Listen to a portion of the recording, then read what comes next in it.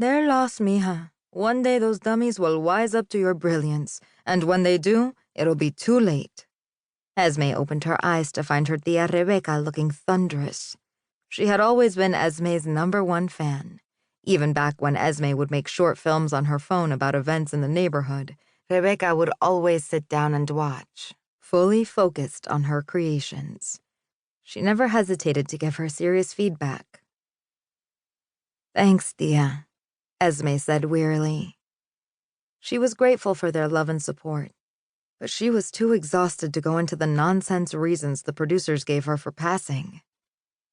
"Enough about me. What else is going on? Anything exciting happen today?"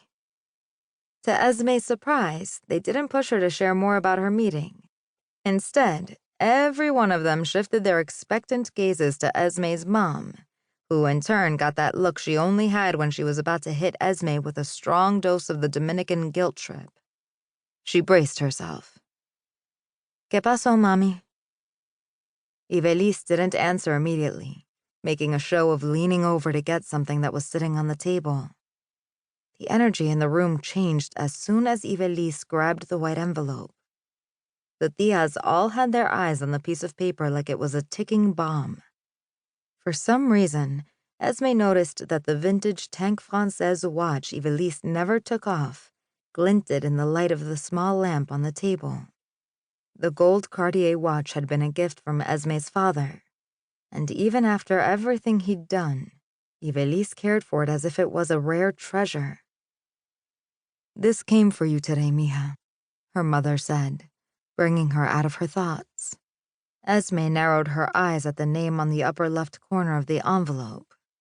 She recognized it as the attorney who was handling her father's estate. She took it from her mother, noticing it had been slit open. "Mommy," she chastised as she pulled the paper out. Ivelisse just lifted a shoulder, not even attempting contrition. "It's happening tomorrow, Esmeralda." Her mother didn't have to say what. Esmeralda already knew. There, in large black font at the very top of the expensive stationery, were the words, "Final Notice." 11 months and 27 days had passed since her estranged father's death, since she'd learned that, to the horror of his wife and his other children, he'd left a provision in his will to make Esmeralda the president and CEO of the television studio he'd turned into a billion-dollar empire. His last wish was to leave the daughter he'd barely acknowledged for most of her life at the helm of his company. Esme could still not quite believe it herself, and had done her best to ignore it whenever her mother had tried to show her the notices that had come every month since her father's death. But she hadn't turned it down either, and now her time to decide was almost up. Patricio Sambrano had started small in the 70s, producing some radio dramas and news shows in Spanish for the Latinx community in New York City. The shows became an instant sensation, and with the vision that would make him a legend in the entertainment industry, he soon realized what his people wanted was to see their stories on the small screen. He hustled and harnessed old friendships on the island and across the U.S., and over the next 15 years, he brought Latinx life to American television.